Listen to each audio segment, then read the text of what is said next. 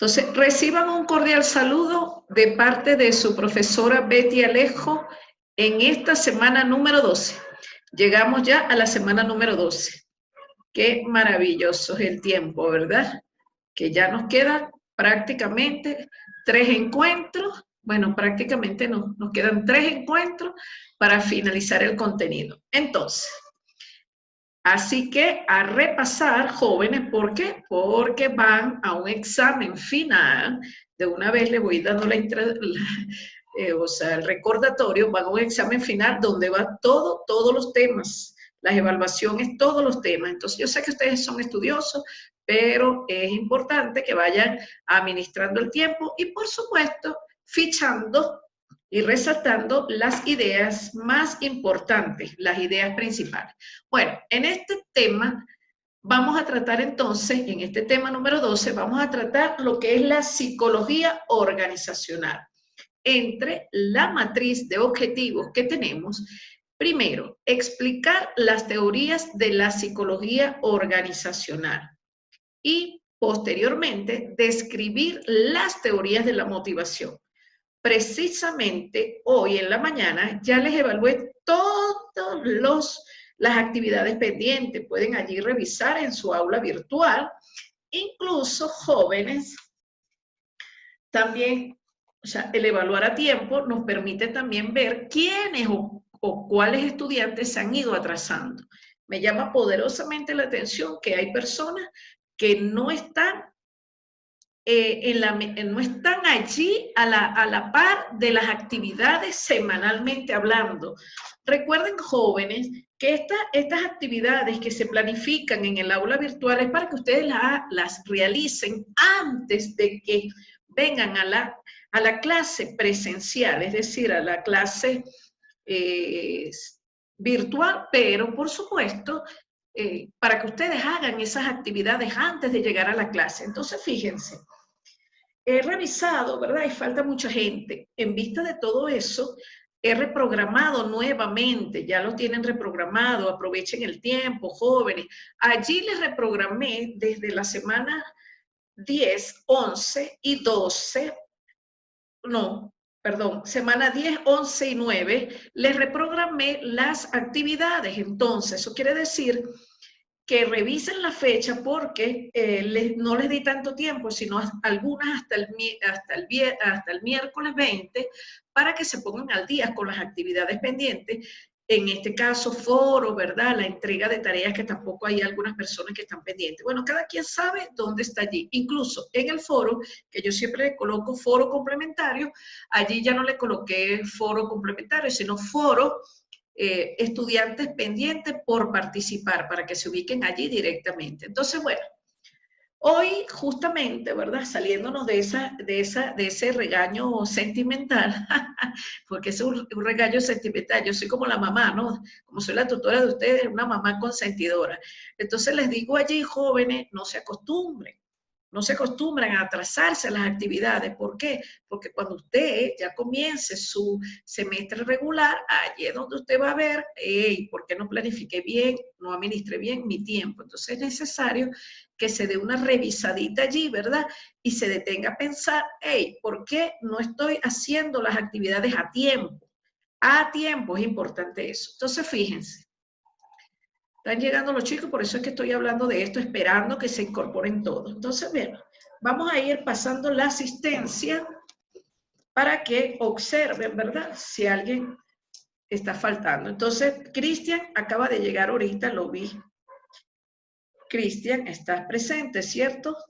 Villajo Cristian. Sí, presente. Nacimba también está, porque ya yo la vi.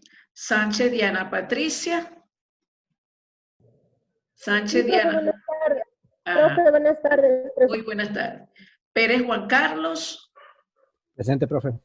Muy bien. Roncasio María Camila, también la vi por allí. ¿Estás presente?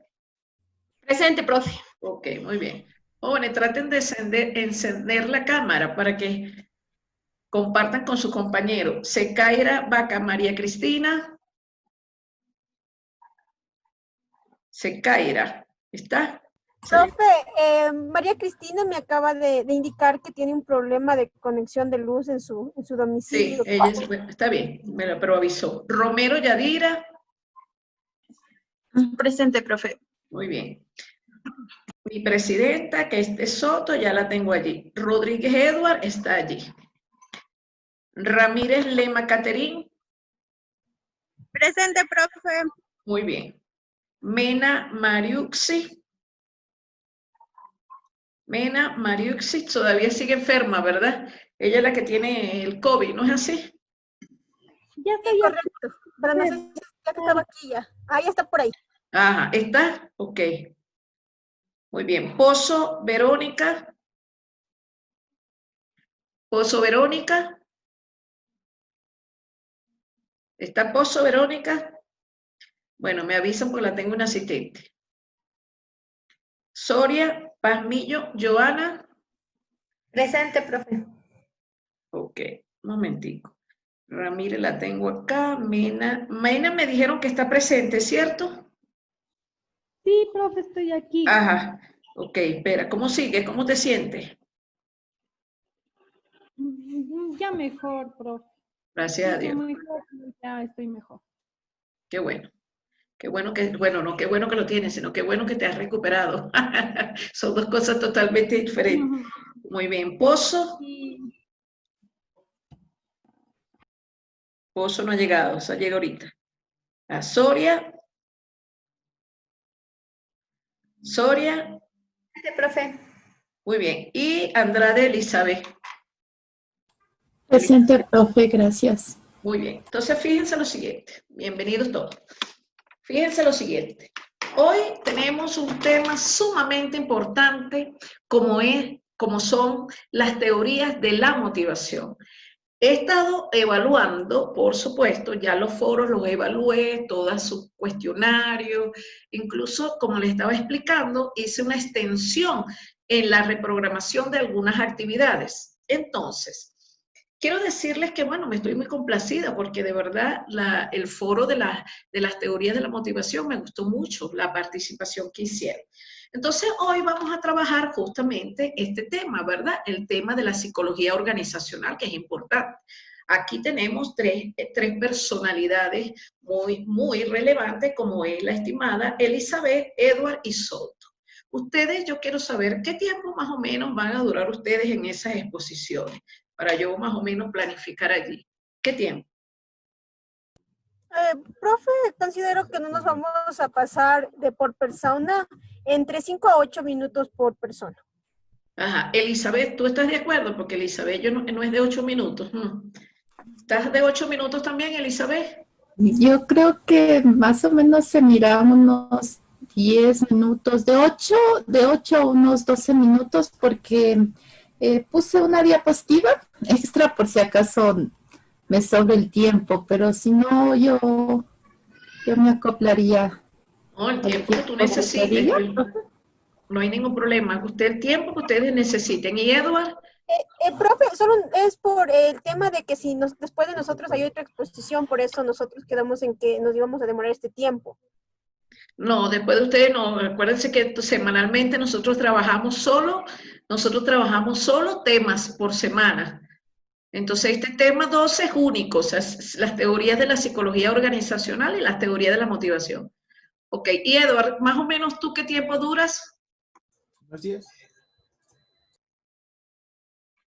¿Cuánto? 10 minutos. Ok, está bien. Entonces, está bien.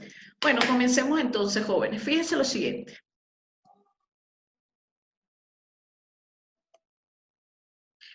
Tenemos aquí una frase que se ve bien o no sé, yo la veo grande, pero bueno.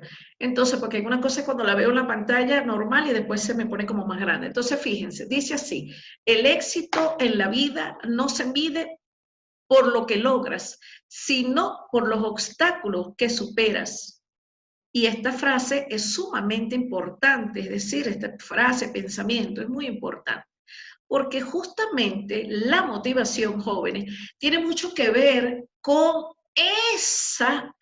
esa resiliencia que tengamos para superar nuestros obstáculos. A veces no tenemos una actitud positiva y en cualquier tropiezo de esas piedritas que vamos encontrando en nuestros caminos, vamos haciendo un castillo, pero en vez de un castillo para la felicidad, para encontrar, ¿verdad?, esas herramientas que nos permitan fluctuar y por supuesto desplazarnos efectivamente, más bien nos desmotivamos y lógicamente todo eso nos lleva, jóvenes, a retirarnos, a no lograr las metas que nos hemos propuesto. Una de las cosas que yo observo en el día a día con las personas que yo asesoro y por supuesto con muchos estudiantes que he tenido, uno de los problemas que tienen, vamos a llamarlo así, o situaciones que presentan los estudiantes o las personas, es que generalmente no planifican un proyecto de vida. Y una de las situaciones que tenemos nosotros, los seres humanos, para poder lograr las metas, es que debemos proyectarnos y nos proyectamos mediante un pensamiento visionario. Es decir, generalmente nos estancamos en un pensamiento lineal, secuencial y, por supuesto, un pensamiento acostumbrado a la zona de confort. Y cuando estamos, ¿verdad?, acostumbrados a ese pensamiento de comando, de estar allí, de la rutina, de ese patrón de rutina, generalmente no nos proyectamos hacia los 5 años, es decir, no nos proyectamos con un pensamiento visionario y eso nos hace perder esfuerzo, nos hace, por supuesto, minimizar muchos aspectos que podemos quizás mejorarlos y, por supuesto, llegar a lograr esas metas con mayor rapidez. Vuelvo al proyecto de vida. Nosotros como seres humanos generalmente no planificamos un proyecto de vida. ¿Y por qué no planificamos un proyecto de vida? Porque no nos enseñaron, la escuela no nos enseñó ese aprendizaje personal hacia una mirada hacia nosotros mismos, en esa revisión introspectiva, por supuesto, para ver, ¿verdad?, qué herramientas, y no solamente ver, sino también para potenciar las herramientas cognitivas, actitudinales, conductuales, afectivas y sociales para un mayor desplazamiento. Eso por una parte. La otra parte es que cuando hay los obstáculos, allí es una palabra muy importante. Fíjense que está resaltado allí en otro color. Los obstáculos siempre lo vamos a encontrar. Fíjense cómo las personas ahorita con este COVID que se presentó, ¿verdad? Porque fíjense, yo siempre digo, lo cierto es tan incierto que lo incierto es más cierto que cierto. ¿Por qué? Porque nosotros en lo cierto siempre estamos esperando, ¿verdad?, que va a suceder el plan A y el plan A. Y resulta que no, que generalmente sucede lo contrario a lo que estamos esperando.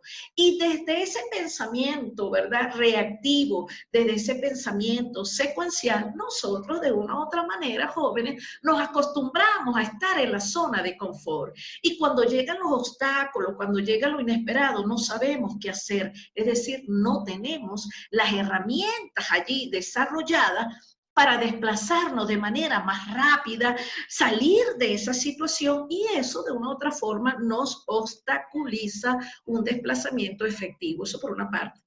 Asimismo, en el transitar del día a día, no solamente en el plano laboral, escolar, personal, sino en todos los ámbitos, ¿verdad?, de la rueda de la vida, nosotros vamos a encontrar diferentes obstáculos, pero esos obstáculos no los podemos ver. Y fíjense, si usted revisa todos los libros, la mayoría de los libros que cuando nosotros encontramos un obstáculo, ¿qué dicen? La palabra común es el fracaso. Nada en esta vida, jóvenes, es de fracaso. Nosotros no podemos etiquetarnos en esa situación o esa condición de desplazamiento, en ese actuar, en ese pensamiento hacia el fracaso. ¿Por qué? Porque todas las situaciones que a nosotros se nos presenten, más bien van a fortalecernos para tener nuevos aprendizajes y, por supuesto, empoderarnos y darnos todas esas herramientas que nos permiten llegar hacia el éxito. El éxito, jóvenes, se construye justamente ¿cómo? Con disciplina. Cuando nosotros tenemos un patrón de disciplina, por supuesto, de responsabilidad, ¿verdad? Que es la siguiente frase, nos va a permitir hacer el puente, ¿verdad? Para poder lograr esas metas y, por supuesto, llegar al éxito. Vuelvo entonces a lo que les estaba comentando sobre el proyecto de vida. Cuando nosotros no tenemos un proyecto de vida, incluso hay personas que se levantan, claro, todos los días nos tenemos que levantar, pero hay personas que semanalmente no agendan en su vida, en su plan de vida, porque todo es un plan de vida, no agendan un lunes, un martes, hasta el viernes o el sábado, no agendan las actividades que van a realizar. Y eso implica que no tienen disciplina, porque cuando usted tiene disciplina, usted sabe que el lunes usted tiene ciertas actividades que debe cumplir en un horario que usted debe respetar y, por supuesto, allí usted va a administrar de manera óptima el tiempo. Entonces, la disciplina, la responsabilidad, la alta motivación a millón, la alegría, la actitud positiva, el pensamiento positivo, el pensamiento visionario, ¿verdad?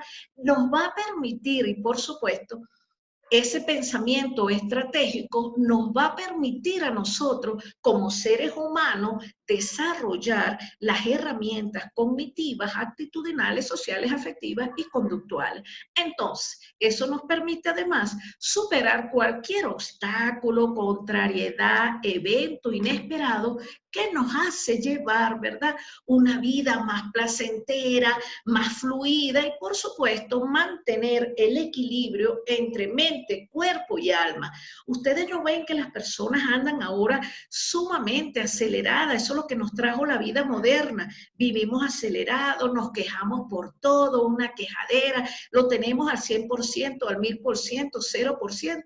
Igual la gente se queja, la gente anda desdichada, la gente anda resentida, frustrada, y eso es porque jóvenes no tienen un pensamiento con disciplina, con visión, con pensamiento estratégico y, por supuesto, tampoco tienen un pensamiento de respuesta para actuar en los escenarios inciertos, porque lo incierto es más cierto que incierto. Es decir, lo incierto es lo que llega más rápido. Ustedes no se acuerdan, a lo mejor estaban pequeñitos o algunos no habían nacido. En el año 2000, todo el mundo decía que las computadoras, que el reloj, que todo se iba a paralizar. Incluso, si usted lee, ¿verdad?, algunos dogmas religiosos también ya predican, ¿verdad?, que el mundo se va a acabar. Señores, el mundo se acaba para aquella persona que fallece y pasa a otro plano astral. Entonces, todo eso va a depender de nuestra visión como observadores. Si nosotros somos un observador unidireccional, por supuesto, allí nos estamos manejando con un pensamiento lineal, secuencial, determinista, y eso no nos permite tener los otros pensamientos que ya les hablé. Bueno, jóvenes, yo creo que esta es la introducción a esta temática de la motivación. Porque todo tiene que ver, de una vez les digo, las teorías de la motivación, que uno de los primeros que habló de la teoría de la motivación, por supuesto, fue Abraham Maslow, ¿verdad? Y Carl Rogers. Entonces allí nosotros, si nos ponemos a observar, jóvenes, nosotros tenemos un problema, bueno, nosotros tenemos muchos problemas como especie, porque el problema de la especie es que se separó de la especie, de su propia especie y como tal de la humanidad. Y eso lo hemos logrado solo sí por la evolución de nuestra sociedad, que nos llevó a ser tan modernos, tan rápido, tan acelerado, con una racionalidad capitalista, mercantilista, que hubo una separación del mismo hombre consigo mismo y, por supuesto, con la especie y con la humanidad.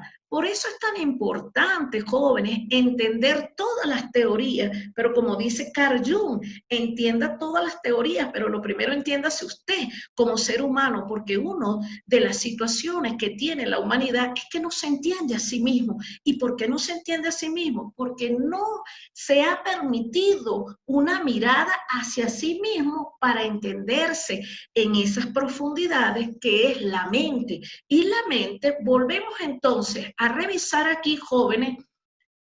Un momento, que estoy inspirada. Estoy inspirada, pero ok.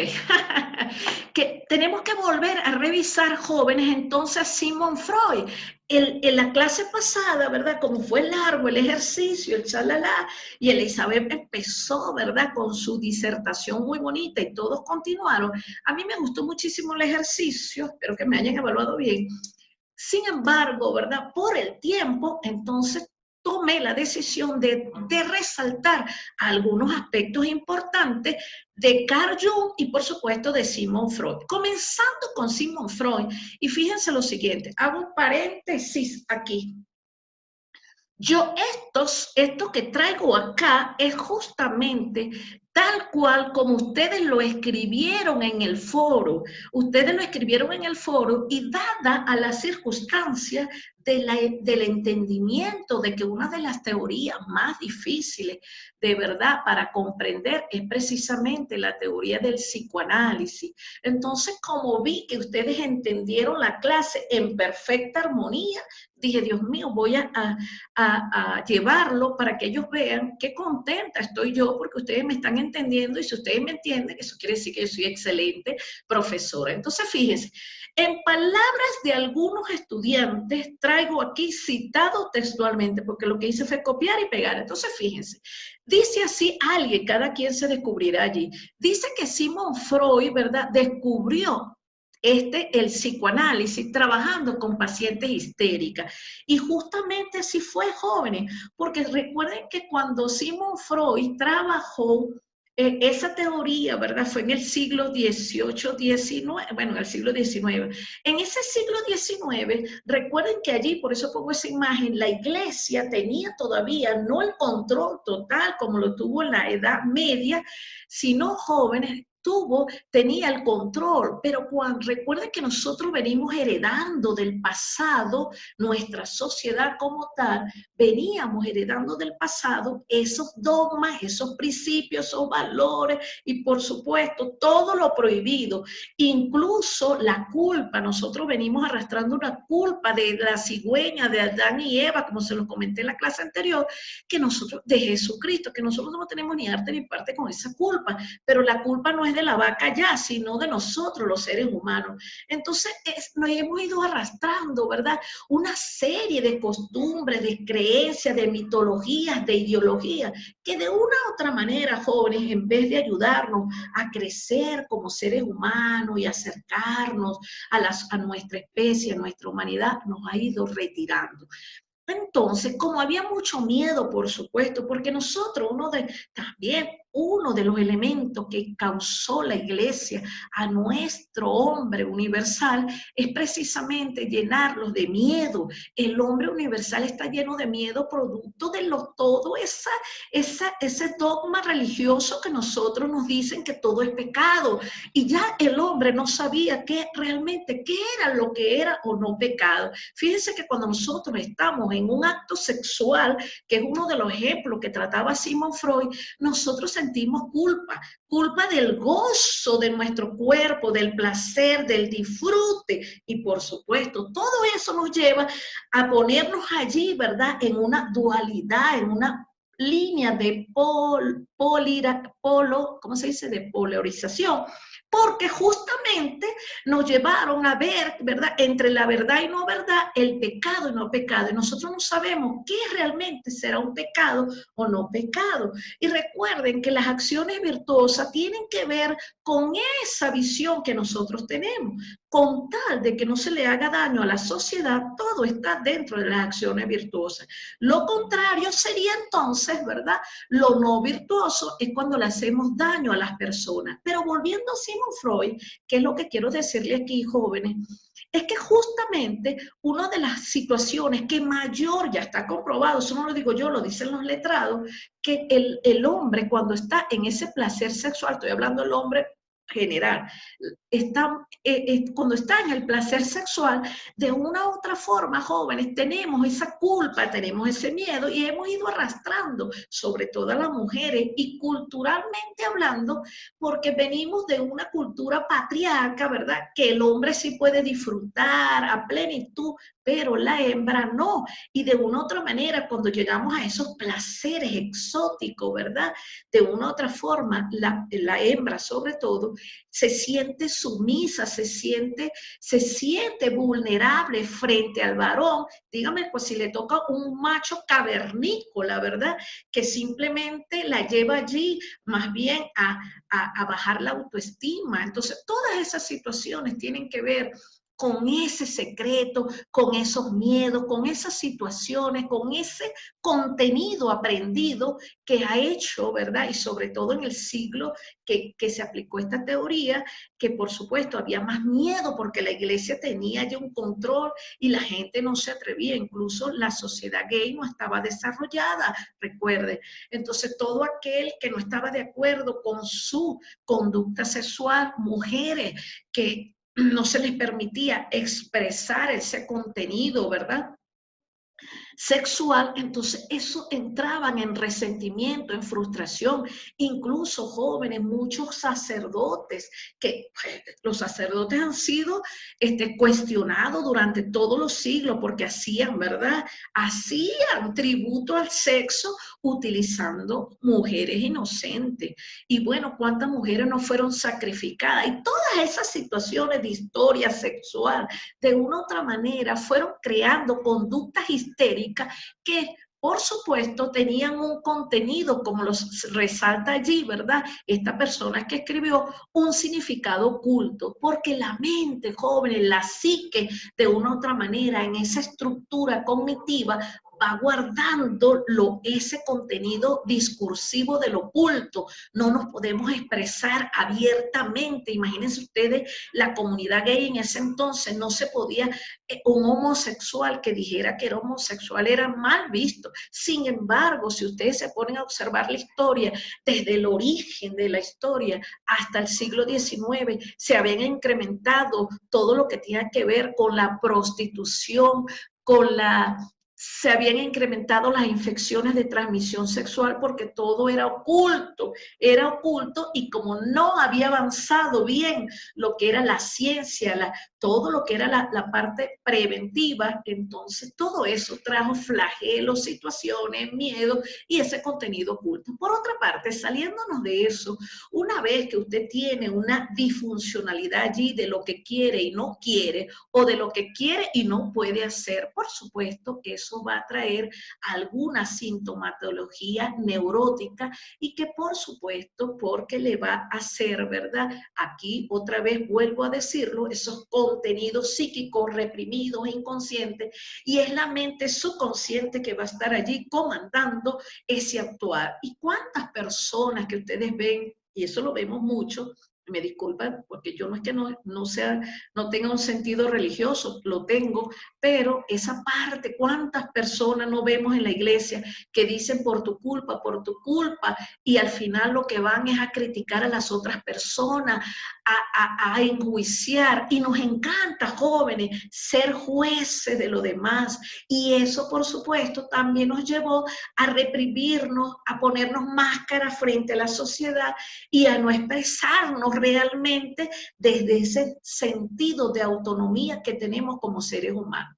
Por otra parte, viendo otro aspecto allí que me gustó muchísimo en el foro, decía que una vez traído, ¿verdad?, la conciencia, o es decir, hacernos conscientes de eso que nos altera, que nos hace de una u otra manera actuar diferente, Una vez que lo traemos a la conciencia, eso es lo que logró Sigmund Freud en ese psicoanálisis, ¿verdad? Nosotros podemos observar por qué pensamos de una manera y actuamos de otra forma. Eso es importante para poder resolver los conflictos. Y allí, por supuesto, Sigmund Freud en el psicoanálisis le daba un valor muy importante a lo que es el don de la palabra, ese contenido de la palabra, ese contenido lingüístico, eso que está más allá, que está oculto, por supuesto, él le dio mucha importancia. También, por supuesto, allí alguien resaltó, muchos, resaltaron los 3 aspectos importantes, ¿verdad?, que hizo Sigmund Freud, como fue el encuadre, la asociación libre y las interpretaciones. Jóvenes, en el mundo que hemos vivido, que yo se los expliqué la otra vez, el mundo tiene varias visiones de mundo, que es el mundo social, ¿verdad?, la visión del mundo social, la visión del mundo lógico y la visión del mundo subjetivo. Pero también está adicionado allí el mundo íntimo. En ese mundo íntimo, cada uno de nosotros, en esa subjetividad, ¿verdad?, basado en las experiencias vividas, por supuesto, le damos una interpretación a una simbología que hemos heredado del pasado en esa convivencia con papá y con mamá. Eso por una parte. Y la asociación libre, todos asociamos de una u otra forma. Increíblemente, nuestro cerebro trabaja por asociación. Y una vez que el cerebro trabaja por asociación, también nuestra vida, nuestra mente, nuestro cuerpo y nuestro actuar, nuestros sentimientos, por supuesto, también trabaja en asociación. El encuadre, por supuesto, todos de una u otra forma hemos hecho encuadre, porque a partir de la empatía o de algo que nos desagrada, nos acercamos o nos retiramos, y eso de una u otra manera ya lo hemos manejado también. Lo otro que me gustó muchísimo, déjenme aquí darle porque parece que se pega cuando yo quiero, un momentico. Ok, otro aspecto interesante, jóvenes, entonces es el Carl Jung, ¿verdad? Nuestro Carl Jung, que por supuesto es el padre de la psicología analítica.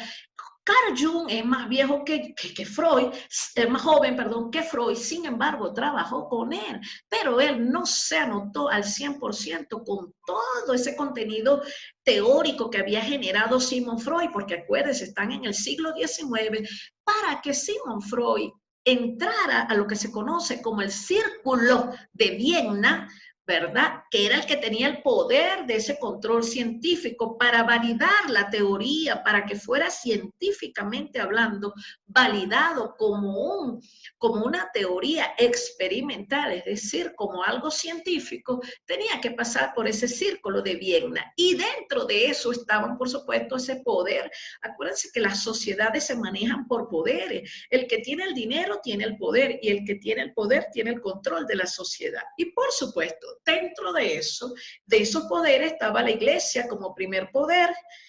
Por supuesto, estaba el capitalismo como segundo poder. Bueno, esos son poderes que están allí, ninguno es primero ni el otro, todos están en ese poder.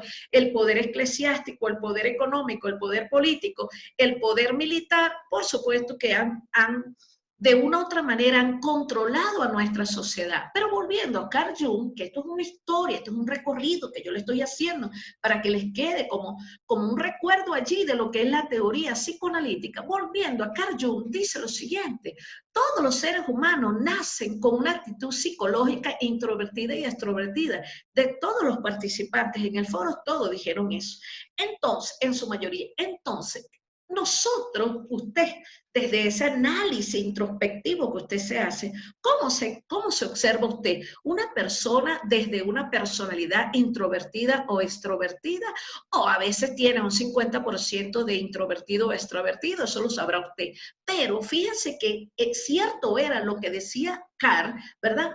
Que sí es verdad, todos nosotros tenemos como seres humanos, por ahí se están riendo ustedes, la parte de la psicología, sí, tenemos esa personalidad de ser introvertido o extrovertido, porque también, si ustedes observan a Jean Piaget, ya Jean Piaget lo decía, que nosotros necesitamos, ¿verdad?, asimilar los sucesos, los acontecimientos, nuestra socialización, nuestra relación con los demás, para poder adaptarnos a un nuevo ambiente. Entonces, Allí tomo un espacio, respiro profundo. Hasta allí estamos claros en lo que le estoy diciendo, jóvenes.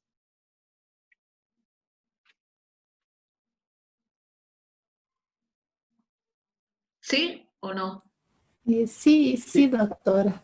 Ok, entonces siguiendo la idea, y por allá dijo Soto que sí, yo miro a Elizabeth, o sea, por allá Rocasio, muy bien, Joana, ok, ¿qué dice la estimada, porque esta me gusta mucho cuando habla, Belén Romero, ¿qué dice Romero y Cristian que están allí riéndose? Pero se ríen conmigo, ¿verdad? Sí, Ajá, ok, estaba esperando que Jackie exponga que tiene una gran exposición, dice. ok. Tranquilo que vamos para allá. Entonces, fíjense lo siguiente, dentro de eso, todos esos aportes que ustedes hicieron tan interesantes, recapitulando para que quede en eso, por supuesto, en esa memoria a largo plazo. Entonces tenemos, alguien dijo por allá que me gustó mucho, entre ese alguien fueron casi todos, dijeron lo siguiente, pero un momento, ok, dijeron lo siguiente. El ser humano puede orientarse en el mundo a través de 4 funciones, y allí, por supuesto, quiero traerlo porque Carl Jung es un hombre sumamente interesante. Entre eso decía, 4 funciones básicas tenemos nosotros, los seres humanos, en ese actuar, que son el sentimiento, y que yo le llamo el miento. Nosotros como en el sentimiento mentimos mucho, jóvenes, díganme las mujeres.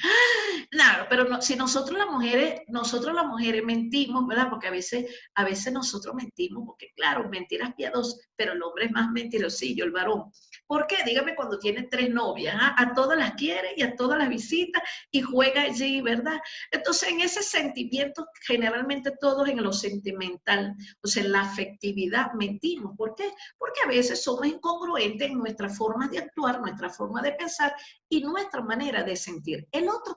La otra condición básica es el pensamiento. Nosotros estamos siempre caminando contrario a lo que pensamos, y eso ya lo dicen actores muy reconocidos. Pensamos de una manera, sentimos de otra forma y actuamos contrario a lo que sentimos y pensamos. Lo otro también, que me gusta mucho de Carl, es la intuición, el pensamiento intuitivo, jóvenes. La escuela, nuestra sociedad moderna, nos ha distanciado, jóvenes, nos ha distanciado para desarrollar el pensamiento de intuición. Y dentro de ese pensamiento intuitivo, ¿verdad? Esa intuición, nos hemos ido quitando ese pensamiento mágico, ese pensamiento de sentir, de captar más allá de ese pensamiento lógico, racional.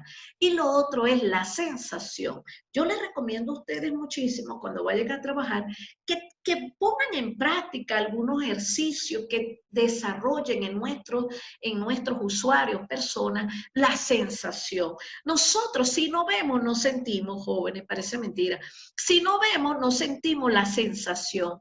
Si no vemos, no tenemos la sensación. Es decir, claro, nosotros tenemos que probar todo lo que es el sabor, ¿verdad? Pero también sentir la sensación sin ver, es decir, taparnos los ojos. Esos ejercicios de tapar los ojos es importante que lo pongan en práctica cuando ya ustedes estén trabajando para que la persona vaya desarrollando todo lo que tiene que ver con el olor, con el tacto y con todos los 5 sentidos que tenemos. Pero nosotros no tenemos 5 sentidos, nosotros tenemos más, porque allí entra la intuición, ver a partir del plano tangible, racional.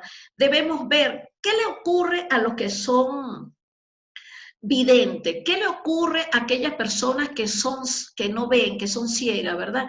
¿Qué pasa con ellos? Que ven más allá de lo tangible, más allá, porque se dejan llevar por la intuición, por la sensación, por los olores, por los sonidos y todo el chalala que ustedes conocen. Otro aspecto que me gustó muchísimo allí también fue los arquetipos. Y entonces alguien decía, cortico, ¿verdad? Son constructos, imágenes, símbolos, y jóvenes, así es. Nosotros tenemos dentro de esa estructura cognitiva, tenemos la simbología heredada desde que nacemos. Ustedes no ven allí que vamos heredando de papá y mamá, de nuestras de nuestros primeros socializadores, de nuestros primeros pares. Vamos heredando, por supuesto, en ese contexto inmediato, vamos heredando los símbolos, ¿verdad?, que nos identifican como buenos, como malos. Pero ¿cómo sabemos que somos buenos, que somos malos? Incluso a la gente le encanta ponernos esa etiqueta de lo bueno y lo malo, ¿cierto? También, por supuesto, vamos heredando esos constructos. ¿Pero qué son los constructos? Simplemente son simbologías, modelos, paradigmas que nos van llevando de una u otra manera, lo vamos a ir heredando. Y por eso es que, por lo menos en el caso de la amiga presidenta Soto, ¿verdad? Ella trabaja muchísimo, ella quiere que su hija sea una profesional, lo que yo siempre recuerdo de mi expresidenta, y quiere que su hija herede una vida muy parecida al modelo de vida que ella tiene, que es una profesional. Y todos queremos que nuestros hijos sean profesionales, sean las mejores personas, y por supuesto todo eso tiene que ver con lo compartido, es decir, con los arquetipos, ¿verdad? ¿Por qué? Porque tenemos una tipología, la sociedad nos creó un tipo de personas y así queremos ser. Pero ¿qué ocurre cuando esas estructuras se rompen y resulta que nuestros hijos no quieren ser estudiosos, pero tampoco quieren graduarse, pero tampoco quieren ser de un sexo, sino que quieren ser contrario a lo que al género, es decir, tener un género diferente al sexo tipológico? De una u otra manera, eso nos va a causar conflictos a nosotros como seres humanos porque tenemos un arqueotipo y estamos esperando, es decir, hay una simbología, hay un modelo a seguir y eso de una u otra forma nos afecta y nos afecta como seres humanos. También alguien dijo por allá que los complejos no eran algo patológico, eso lo dice Carl Jung, por supuesto. No todo aquello que sea diferente va a ser algo patológico. Sin embargo, si nos paraliza, si nos detiene, si se repite, si no nos deja avanzar en ese desplazamiento como seres humanos, por supuesto que ya va a ser un problema patológico. Otro aspecto interesante para cerrar con esta temática, por supuesto, y que es mi deber aclarar algunas cosas, es lo siguiente. Alguien escribió por allí, un momentico, alguien escribió por allí que me gustó también y decía lo siguiente: la persona representa la máscara y por supuesto, ya eso lo hemos hablado, nosotros nos colocamos muchas máscaras frente a nuestros padres, dígame los adolescentes. Los adolescentes mienten y mienten, ese es el sentimiento más mentirosillo que hay. ¿Por qué los adolescentes? No será el 100%, sino el 99,9%, porque los adolescentes todos pasamos por allí. Recuerden que ustedes entonces, yo les preguntaría en este momento, ¿usted alguna vez, usted se puso una máscara frente a su papá y su mamá? ¿Usted recuerda eso? ¿Cuántas veces usted decía que sí a su papá para que su papá no le diera un infarto allí? Y resulta que usted estaba pensando otra cosa. Sí se acuerdan de su adolescencia, aunque ustedes todavía están jóvenes y muchos de ustedes todavía están en ese lazo de adolescencia. Porque por lo menos un autor que yo sigo mucho, que es Bianco, el doctor Bianco, él dice que la adolescencia llega hasta los 20 años. Sin embargo, nosotros en ese aspecto cognitivo, podemos llegar a 30 años. Yo creo que todavía tenemos algunos, ¿verdad? Algunos aspectos que están allí marcados por nuestra adolescencia. Pero volviendo entonces a la máscara, ¿cuántas veces no nos hemos puesto una máscara allí al frente diciendo que está allí, ¿verdad? Cubriéndonos nuestros sentimientos, sobre todo nosotros las mujeres, a veces nos ponemos límites y esos límites, ¿verdad?, nos hacen daño. Y cuando nos ponemos límites, los seres humanos, por supuesto, llegamos a ponernos la máscara de ser sumamente complaciente y eso nos va a traer problemas de adaptación en nuestra sociedad. Otro aspecto importante que hablaba Jung, y todo lo tenemos jóvenes, es el complejo de la sombra, esa sombra que representa la otra cara del individuo, lo que está allí, lo que los demás no ven. Y eso es así, jóvenes, cuántas veces nosotros mismos no nos entendemos y mucho menos entendemos a los demás, pero tampoco los demás nos entienden a nosotros. Y lo otro que yo les diría aquí, que alguien dijo allí, alguien interpretó como que Carl dijo que nosotros nacemos siendo bisexuales. Quiero corregir allí eso. Nosotros, y quizás lo dijo de una manera elegante, Pero nosotros jóvenes no nacemos siendo bisexuales porque nosotros no traemos esa simbología de género. Voy a detenerme allí para explicar eso.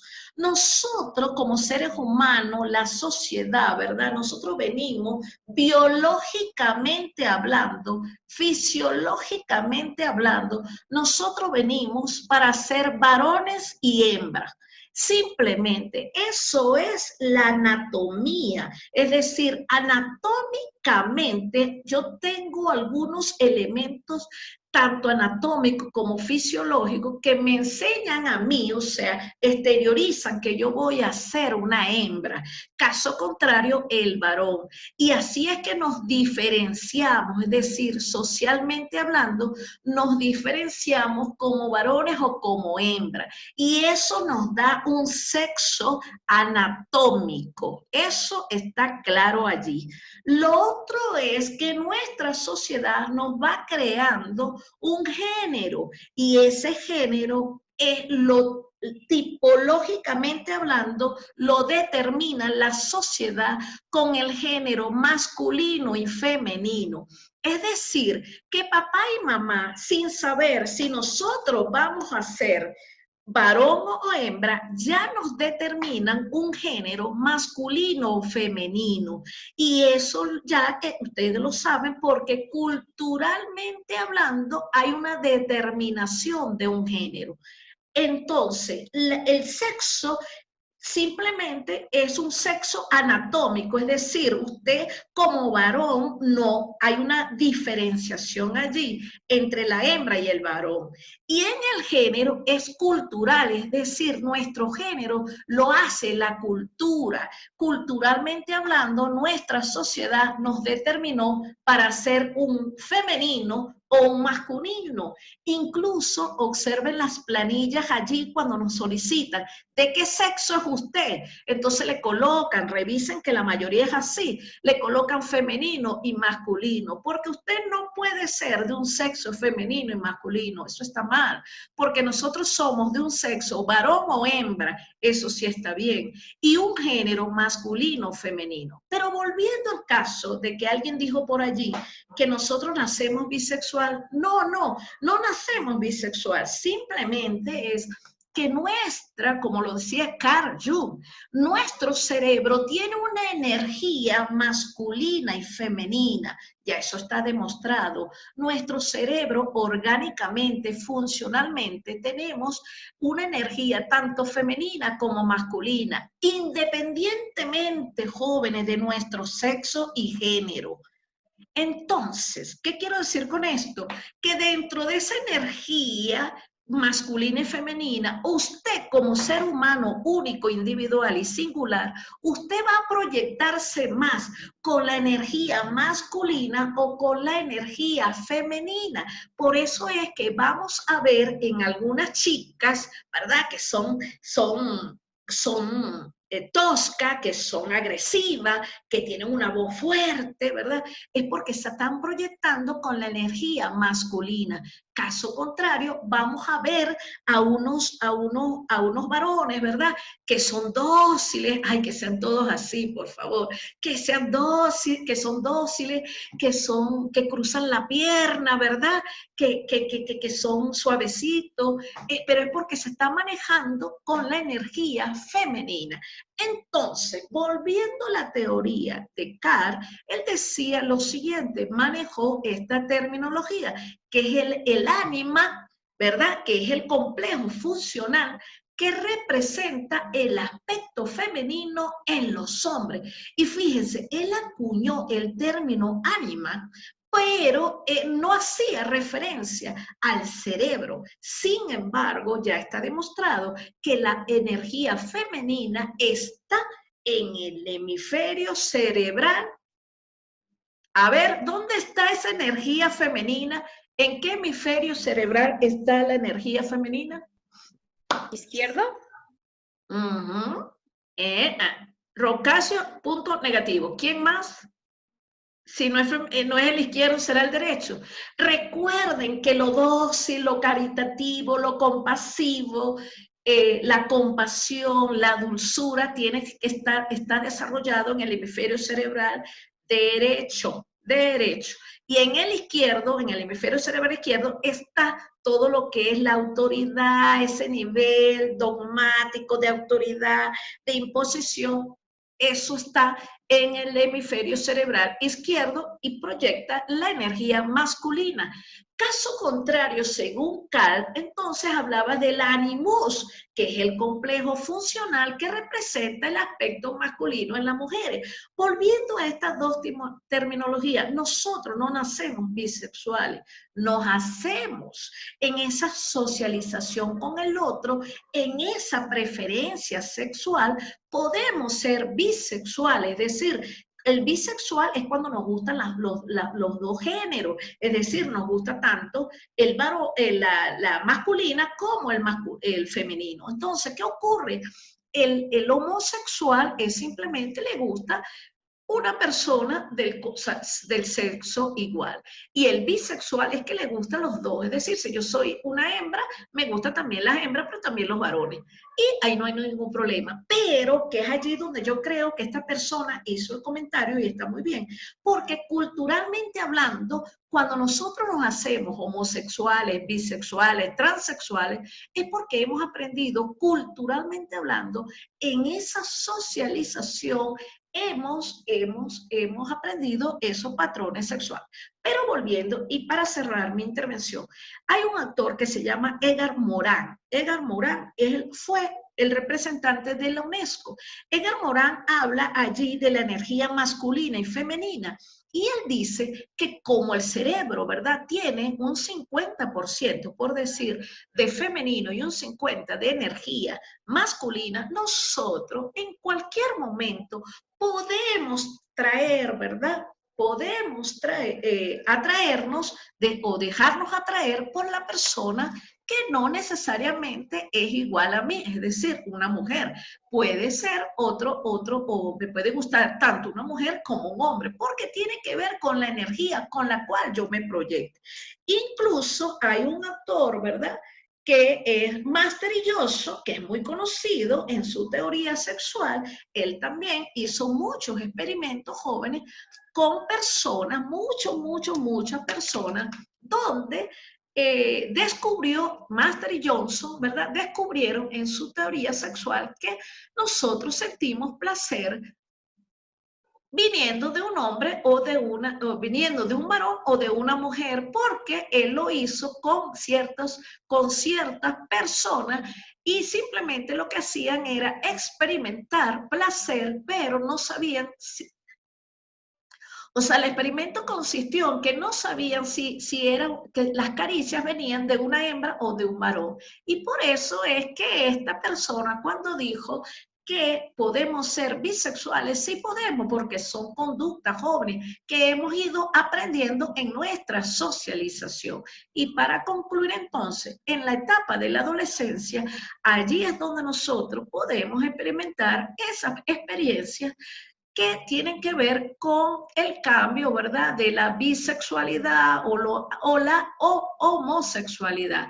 Pero entonces el patrón sexual, nosotros lo vamos desarrollando, ese patrón sexual lo vamos desarrollando jóvenes en la interacción con nosotros. Así de corto. Bueno, jóvenes, ha llegado el momento de cerrar mi intervención. Si quieren agregar algo, si quedó claro, quedó oscuro, ustedes dirán.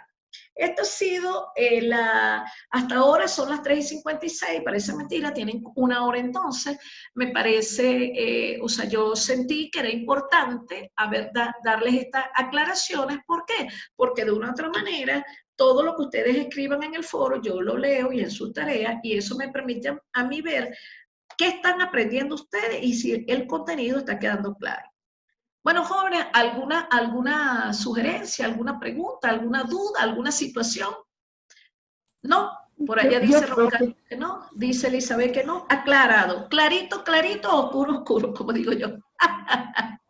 Sí está claro, sino que me pareció importante y de pronto compartir esto de Carl Jung cuando estudiamos en la semana pasada también, la parte que él tiene su base filosófica, dice, ¿no? En Kant.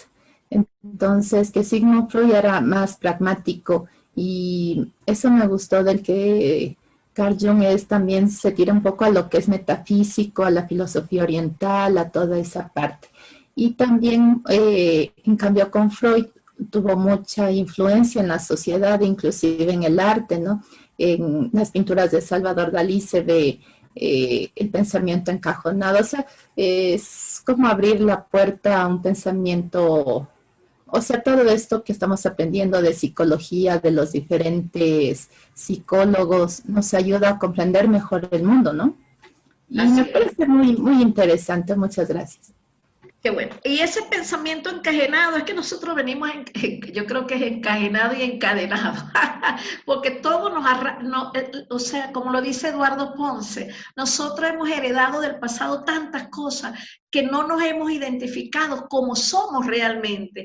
No hemos podido desarrollar esa autonomía real, ese yo verdadero, porque tenemos muchas estructuras y nuestras primeras estructuras son nuestros padres, ¿ah? Nuestro papi y nuestro mami, y después viene entonces la sociedad. Y tú dijiste algo muy importante, Elizabeth, cuando queremos ser diferentes. Lo diferente cuesta mucho.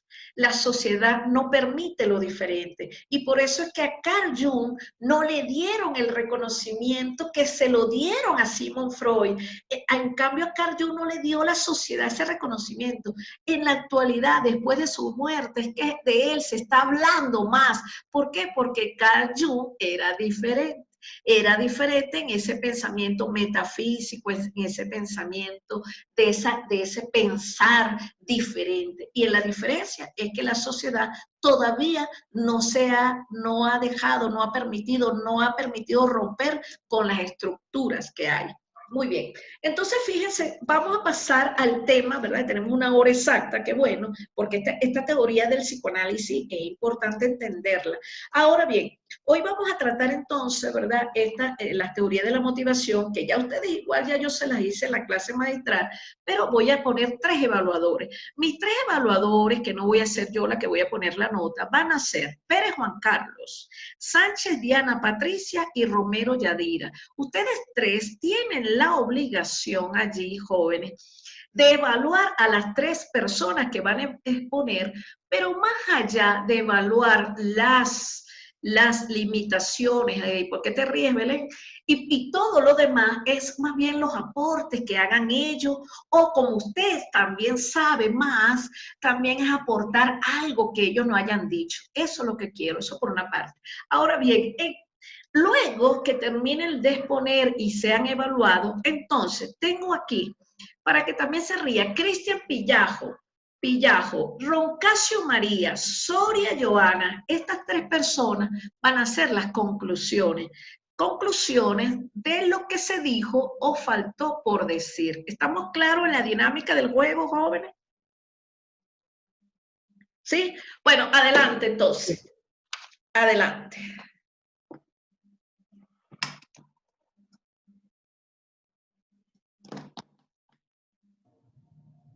Bueno, profe, nosotros vamos a el grupo de la clase número 12, sí, no estoy mal.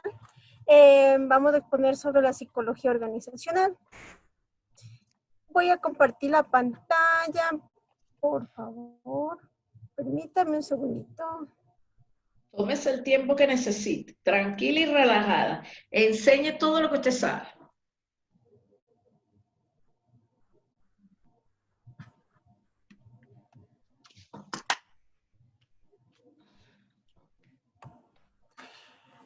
Bueno, el tema del día de hoy en sí es la psicología organizacional, que lo vamos a desarrollar 3 personas, en este caso Edward, Elizabeth y Jacqueline, la persona a quien les habla, que se dirige a ustedes, partiendo desde conocer los inicios de lo que es la psicología organizacional. Bueno, a finales del siglo XIX y comienzos del siglo XX se da esta revista, Business Inc. en Estados Unidos, publica que necesitan una persona de título que desarrolle publicidad. Para ello aparece Walter D. Scott, en el cual es uno de los precursores de la psicología organizacional, y y le llama mucho la atención esta revista, el cómo está direccionada la necesidad de buscar esta persona. Y dice, dentro de sus teorías dice, pero a mí la publicidad, voy a enfocarme por el otro lado de cómo vender esta publicidad, de cómo hacerle más atractiva hacia las personas. En 1903, él publica su libro Teorías y Prácticas de la Publicidad. Es por ahí donde nace la psicología organizacional. Él hace un estudio de cómo puede ser atrayente las simples palabras, las simples imágenes, de cómo puede llamar la atención a las personas y puedo tener mayor rentabilidad. Luego se va direccionando al lado en una empresa estadounidense en el cual dice, quiero también buscar vendedores eficientes. Y él analiza, indica que todas las personas, y se pone a analizar y ve cómo contratan las personas, ve cómo funciona, cómo van las entrevistas, y él solo dice, no, las entrevistas están mal realizadas, solo va el pregunto, contestan y no analizan más allá. En la cual él revisa estos datos, coge a las personas que más ventas tuvieron en el mes y se queda con esas personas a analizarles otras competencias, como las llaman en la psicología organizacional. Estas competencias las analiza y con estas bases busca más personas de las mismas categorías para obtener mayor perfiles en cuanto a lo que son vendedores. También publica en 1911 el aumento de la eficiencia humana de los negocios.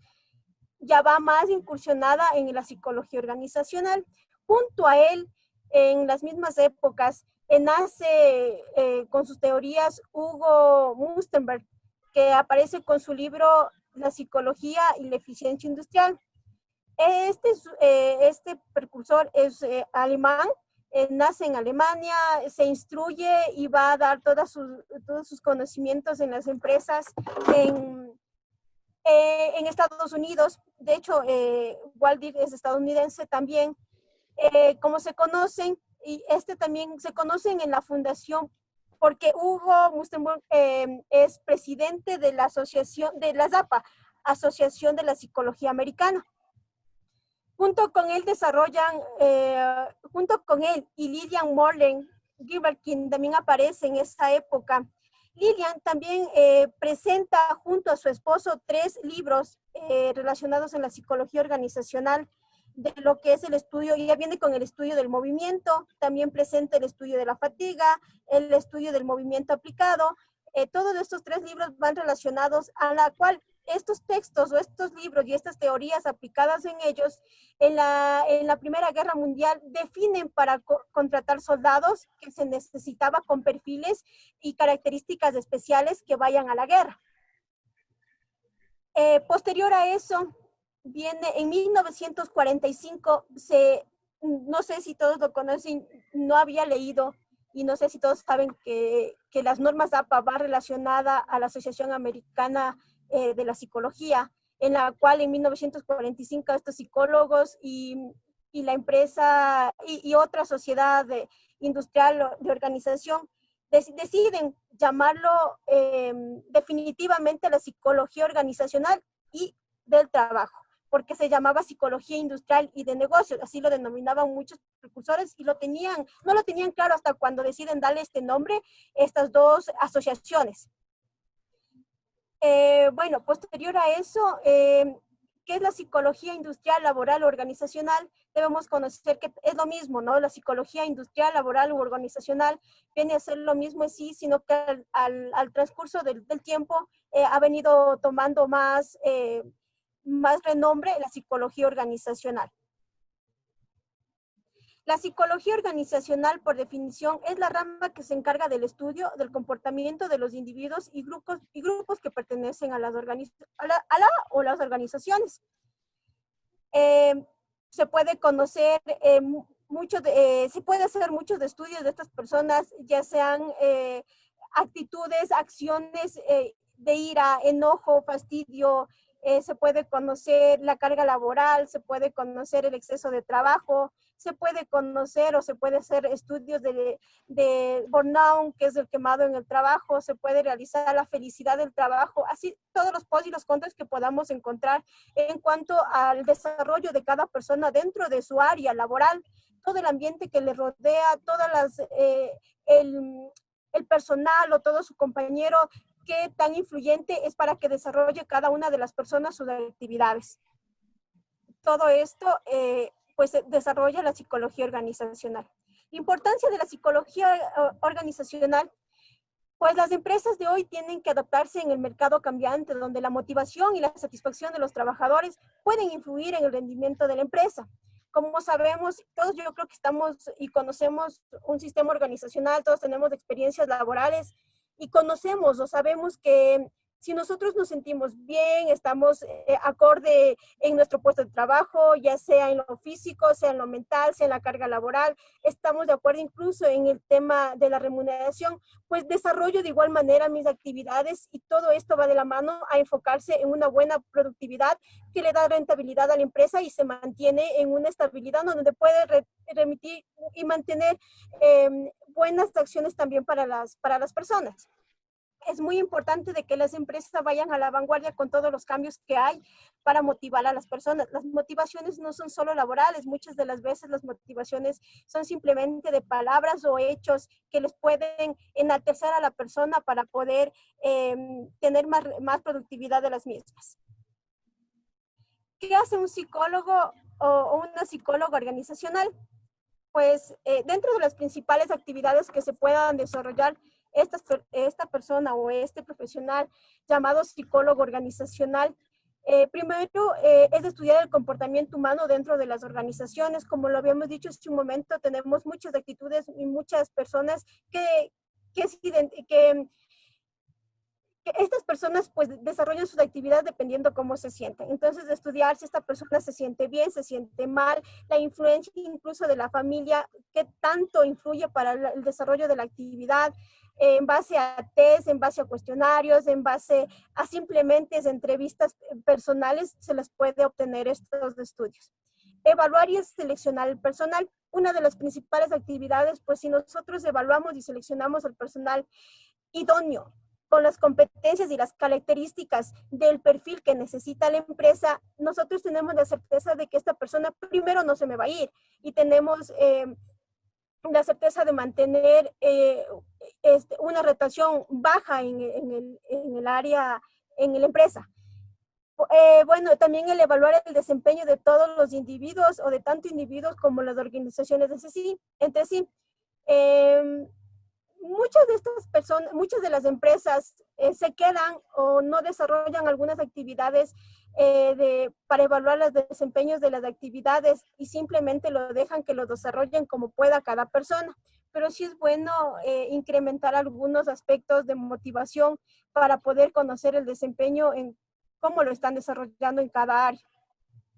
El diseñar programas de formación y desarrollo organizacional. Los programas de formación en el ámbito laboral, pues si una persona, nosotros antes o las empresas antes lo hacían o contrataban personal de alguna manera muy empírica, sin formación alguna, y eso le tenía en muchas ocasiones la alta rotación de personal. Sin embargo, ahora con todas las técnicas de que se puede ir formando a la persona, podemos cambiarle dentro de la organización el pensamiento quizá o con algunas otras situaciones a la persona y podemos mantenerlo dentro de la organización. Desempeñar actividades de planificación y organización, dirección y control. Las actividades de planificación, bueno, el psicólogo organizacional un poco más se va enfocado en hacer actividades dentro del año donde se puedan desenvolver las personas, donde son tiempos que le ayudan a distendirse un poco de la actividad normal dentro del trabajo. Yo que sé, actividades deportivas, actividades navideñas, actividades de fin de año, actividades que le denoten, que le hagan salir de su monotonía para que puedan olvidarse un rato y decir, no, esta empresa también sí me da un espacio para respirar y me hace también ser muy valioso en la empresa. Se considera y se quiere pretender eso también a la persona. realizar estudios sobre las variables psicológicas que influyen en las organizaciones. Las variables psicolaborales, por ahora nosotros tenemos en todas las empresas y por ley se hace los estudios psicosocial, el estudio psicosocial que se sube incluso al SUD, sí, bueno, muchos no sé si lo conozcan, o ya nos han hecho, como vuelvo y repito, es por ley hacer los estudios psicosociales o el estudio psicosocial en la empresa para definir y desarrollar una de las actividades que más se quiere ver es la carga laboral o el síndrome de burnout, en el cual es el síndrome del quemado, para determinar qué tan carga laboral tiene esta persona y con estrategias pues poder modificar ciertas actitudes y poder disminuir si es que en realidad encontramos de estas variables que están produciendo alguna situación extra en el área de laboral. Elementos también se puede desarrollar elementos de motivación. Bueno, como le habíamos dicho, el tema de la motivación no simplemente tiene que ser un tema económico, un tema de aumento salarial. Muchas veces el decir tú puedes, tú eres bueno, la persona o desarrollar, por ejemplo, que lo hacen el mejor trabajador del mes, el mejor trabajador que ha desarrollado alguna actividad y publicarlo y hacerlo grande a esta persona, le hace sentir importante y le hace sentir motivado para seguir desarrollando quizás con más actitud sus labores.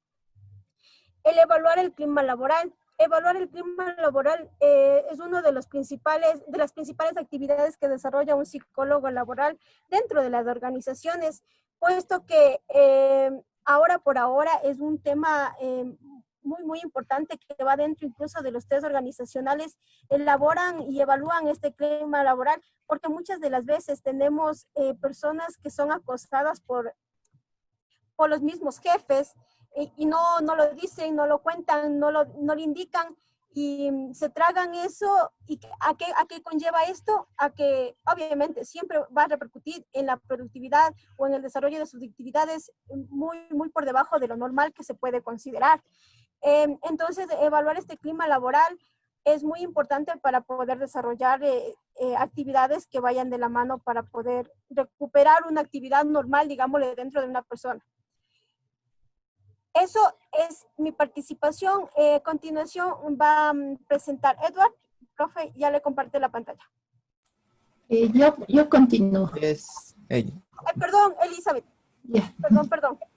Ya, yo puedo compartir. Ya. Ya, un ratito entonces. Bueno, entonces hemos venido haciendo un recuento de lo que es la psicología organizacional. Para un poquito retroalimentar, digamos, o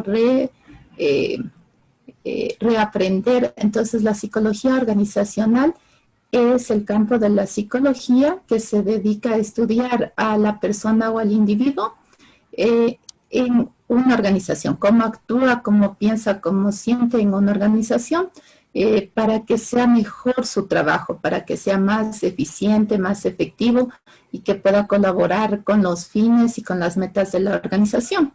Entonces, la psicología organizacional tiene un campo de acción muy grande porque las empresas es lo que mueve la parte económica del país y por esto se dedica a lo que es el estudio. Es muy importante lo que es la motivación y ahí salen los grandes psicólogos y aportes que nos trae Abraham Maslow, que va a hablar más adelante Edward, viene Brum. Yo les voy a hablar de Douglas MacGregor y de Herzberg, especialmente. Bueno, entonces tenemos, ¿qué es la motivación en sí? Motivada con la pregunta de la profe, que es al final del encuentro asincrónico. Entonces, bueno, ¿qué es la motivación? Desde el punto de vista etimológico, viene del latín motivus, que significa movimiento, y del sufijo sion, que es acción y efecto. Entonces tenemos que es la acción y efecto de movernos, ¿no? De llevarnos a conseguir algo o a hacer algo importante en nuestra vida. Entonces, la motivación es un aspecto psicológico que se relaciona con el desarrollo del ser humano. Se caracteriza por la interacción de las personas en una situación. En este caso, de la psicología organizacional, es dentro de una organización o empresa, como había indicado antes. Es decir, depende de la situación, contexto, persona, equipo y organización. Una persona puede variar en diferentes momentos y en diferentes situaciones. Tenemos la siguiente. Así ya. Motivar. Motivar es crear un entorno en el que el individuo pueda satisfacer sus objetivos aportando su energía y su esfuerzo. Este aspecto psicológico de la motivación llama mucho la atención el estudio a la administración, al marketing, a la publicidad y de la mano también va el diseño gráfico, no con la publicidad, a la educación y entre otros. Entonces, bueno, nosotros como futuros psicólogos va a ser muy importante encontrar todos los aspectos que motiven a nuestros pacientes o a nuestros compañeros de trabajo en caso de desempeñarnos como un psicólogo organizacional, ¿no? Entonces, bueno, seguimos. Por ejemplo, ¿qué hace que una persona trabaje mejor en una organización? Llegue a tiempo, cumpla con sus tareas, alcance las metas y ayude a la organización a alcanzar sus objetivos organizacionales, es la motivación. Entonces, es todo ese campo el que vamos a entrar a estudiar. Bueno, a lo largo, en 1906 hasta 1964, vive Douglas McGregor. Él nace en el país, en Estados Unidos, en una ciudad, Detroit, que es altamente conocida por su productividad de automóviles, y bueno, muere en Francia en 1964. Douglas McGregor se dedica al estudio de la psicología, ¿no? Y la parte, ¿qué es lo que le motiva a una persona a poder trabajar? ¿Cómo una persona trabaja? Hay unas personas que son más responsables, otros son más perezosos. Entonces él hace todo su estudio y lanza su teoría, y esta teoría se la ve reflejada en el libro El lado humano de las organizaciones, que en inglés es Human Side Enterprise, 1960, que es el desarrollo personal y teoría motivacional. Con esta obra, él nos hace un gran aporte a los psicólogos y también a los administradores de educación y las otras áreas que habíamos ya hablado. La teoría X y Y nos da. Entonces, en la teoría X es muy interesante esta porque dice, bueno, los trabajadores son irresponsables. Se necesita que alguien siempre esté ahí para ver que lleguen puntuales. Necesitamos de pronto tener ahí un reloj o una computadora para marcar la hora que entra, la hora que sale, porque o si no va a ser inherentemente perezoso. La vigilancia autoritaria debe estar siempre presente para que puedan ser productivos. Dice que la gente le gusta obedecer, no lidera positivamente el trabajo porque quiere zafarse de responsabilidades posteriores si no alcanzan algún objetivo o alguna meta, decir, bueno, no fue por mi culpa, sino por culpa de la otra persona. También dice que las personas entonces prefieren ser dirigidas y de esa forma evitan la toma de decisiones y las cuotas de responsabilidad. Como les decía antes, ellos prefieren dar la responsabilidad a otra persona. Aquí me parecía muy bonito nosotros poder hacer una reflexión, ¿no? ¿Cómo estamos nosotros trabajando? ¿En qué empresa estamos? Si de pronto estamos con compañeros que son así, que son irresponsables, o nosotros mismos nos estamos comportando así, o vamos a ir a la teoría Y. En la teoría Y, en cambio, los trabajadores sí son responsables. Ellos les gusta el trabajo es parte de la vida de ellos. Entonces, bueno, nos levantamos, nos vamos a trabajar con gusto, no hay que pereza y es lunes o es martes, sino es parte en sí de la vida, ¿no? Y de nuestra autorrealización. Entonces, bueno, el trabajador se automotiva, tiene un estilo participativo de gestión, no solamente manda, sino que deja que las otras personas también participen y den sus ideas para mejorar la forma de trabajo. Piensan que el trabajo dignifica al ser humano, que cada vez que nosotros trabajamos y conseguimos nuestro sustento, ¿no? Estamos siendo más humanos y de pronto no siendo personas que nos arrimamos a otras para poder sobrevivir o vivir. Son personas proactivas, como decía la doctora en su presentación, también le cogí de ahí algunas ideas y muchas ideas. Son personas proactivas que dan aportes positivos. Estas personas consideran que el trabajo, como les decía, es una actividad normal, como el juego y el descanso.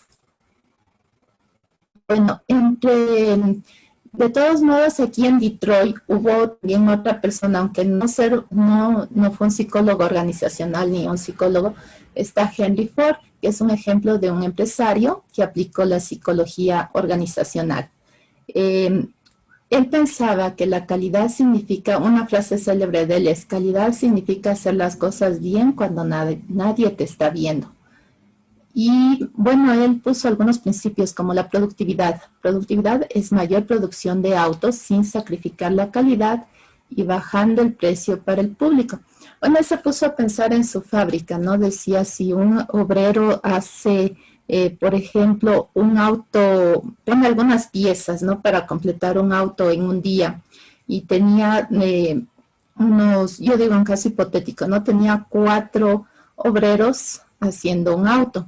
Si él hizo la eficiencia de sus tareas repetitivas, incrementó un número les hizo que hagan tareas repetitivas e incrementó el número de autos. Entonces dice, él sube los salarios de los trabajadores. Esto es un aspecto motivante, aunque es un factor, ya vamos a ver más adelante, un factor de higiene más bien, o como Abraham Maslow decía, sería un factor de necesidades primarias, ¿no? Porque esto solo suple, el salario es una necesidad primaria para suplir lo que es el alimento o el vestido. Pero él le sube el salario para poder tener mejor, que los empleados se sientan mejor, capacita a los trabajadores, también entra al campo de educación, y también lógicamente les iba aumentando el sueldo para no soltar los trabajadores, mantener a los mismos y que cada vez ellos puedan rendir de una manera más eficiente y mejor. Y la compañía Ford tiene 2 bases. Entonces este modelo T, en lo cual hacían tareas repetitivas e incrementaban su productividad, y la eficiencia en la línea de producción con 0 errores. He observado que las personas eficientes avanzan mientras el resto pierden el tiempo. Es lo que él pensaba, Henry Ford, ¿no? Entonces, bueno, aquí tenemos un auto Ford como el que, bueno, ya él ideó, pero ahora ya son los modernos, ¿no? Pero no puede andar este auto, le falta todavía las llantas, entonces ya vamos a pensar, a ver, ¿quién de mis compañeros me quisiera decir, colaborarme a ver qué es lo que le falta ahí para que pueda andar el auto?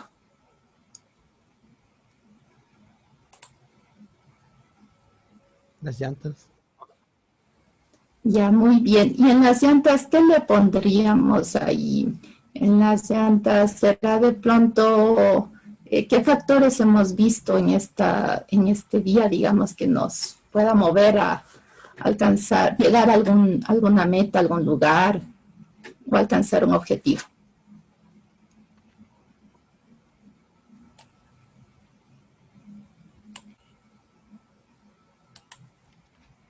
Por ahí de pronto será la motivación, ¿no es cierto?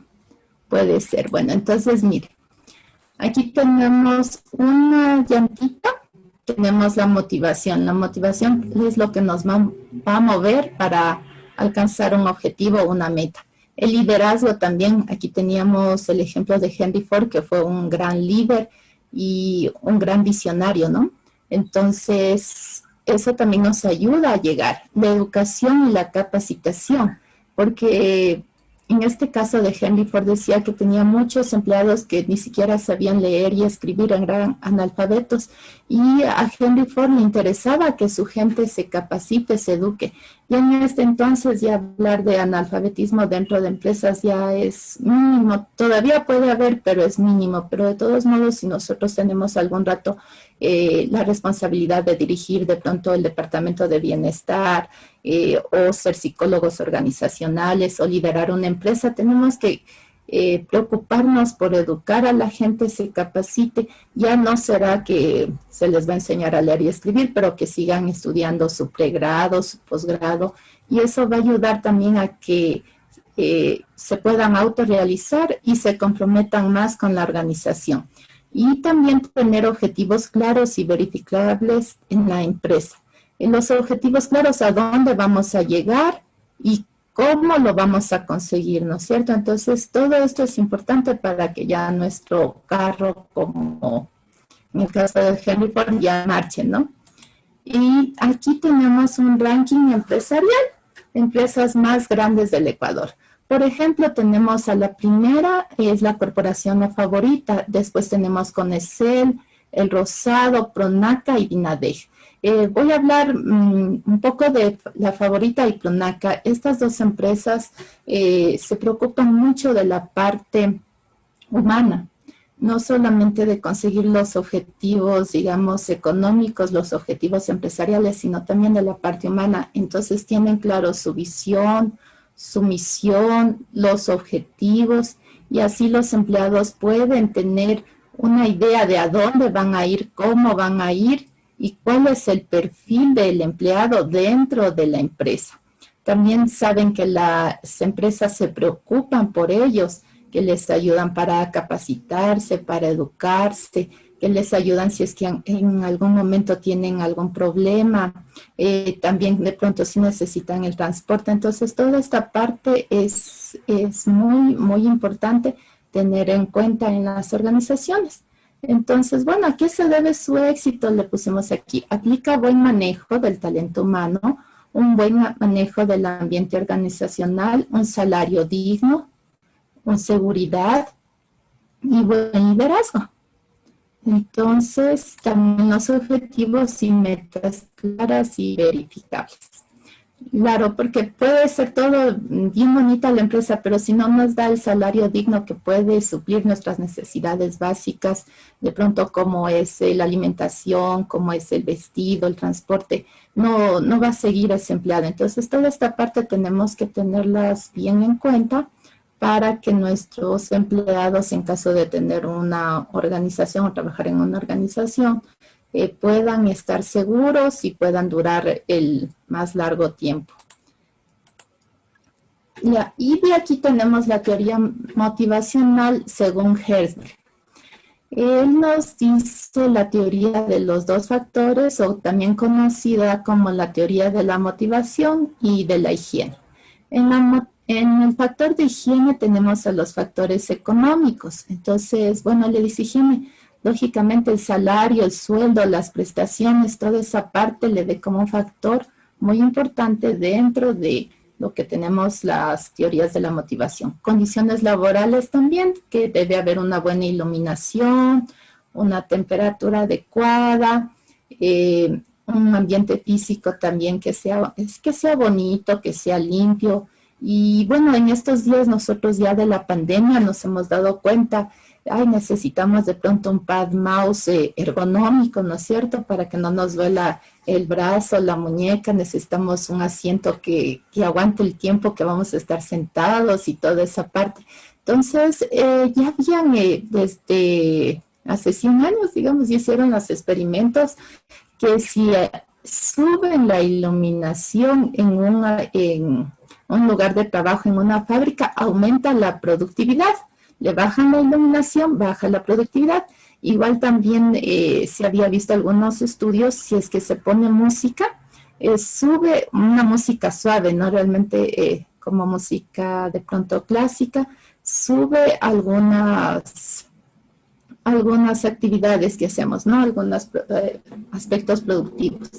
La seguridad también, debe haber seguridad para el trabajador, debe ser un contrato favorable para ambos lados, tanto para empleado como para empleador. Entonces es una relación que siempre nos dice la profesora, que es de ganar-ganar. Tanto el empleado tiene un buen salario y el empleador tiene un buen empleado que cumple con las metas organizacionales, que cumple con el horario, que cumple con su trabajo. También el empleado va a tener un empleo o un empleador que va a cumplir con el seguro social, que va a cumplir con su con su sueldo a tiempo, entonces él ya puede contar con eso, cada fin de mes ya cobro, lo dispongo para tal o cual cosa. En factores sociales, los factores sociales tenemos oportunidad para trabajar y relacionarse con nosotros. Nosotros somos seres sociales y necesitamos relacionarnos con otros y tanto necesitamos las relaciones de estima, poder conversar con alguien. Nuestro cerebro, o sea, está adaptado para eso y es lo que necesitamos y es también lo que ha golpeado bastante esta parte de pronto de la pandemia porque realmente el ser humano es un ser social y ahí tendremos bastante trabajo los psicólogos cuando ya salga de esto de la pandemia porque sí nos ha tocado aislarnos para poder aislar también el virus, ¿no?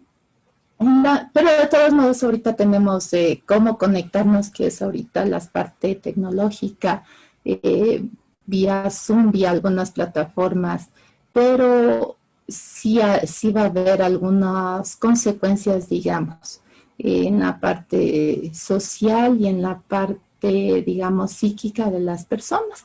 En categorías tenemos, también es un factor de higiene que la persona tenga, digamos, su oficina propia, su lugar propio de trabajo, que sea estimado. Y ahora vamos a los factores de motivación. Él le toma factores de estimulación, el trabajo estimulante, desarrollarse plenamente, sentimiento de autorrealización, certeza de contribuir, de ayudar, de poder dar algo más, ¿no? El reconocimiento de una labor bien hecha, de que también le digan, como decía anteriormente Jacqueline, que le digan, está bien tu trabajo, o felicitaciones, el logro, cumplimiento, llevar a las prácticas cosas interesantes, ¿no? No hacer siempre cosas aburridas, esos son factores de motivación, hacer algo interesante, algo nuevo. Y la responsabilidad mayor es nuevas tareas desafiantes. Ya, bueno, estas son las referencias bibliográficas. Y, a ver, voy a dejar de compartir pantalla.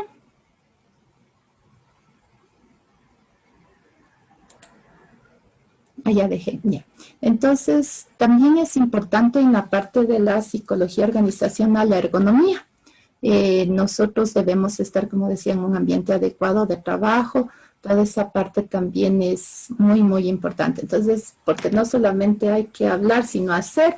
Vamos un ratito a descansar nuestros, digamos, esta zona, el cuello. Cierren un ratito los ojos, 5 segundos, todos cerraditos los ojos. Cerremos un ratito, movamos de izquierda a derecha, pero bien suavecito, de un lado al otro. Y ahora de adelante para atrás. Bien suave los movimientos, ¿no? En forma circular. Abran un poquito los ojos. Si desean, pongan las manos al frente, arriba, a los lados, abajo, y así descansamos un poco. Y seguimos con la presentación con Edward. Muchas gracias.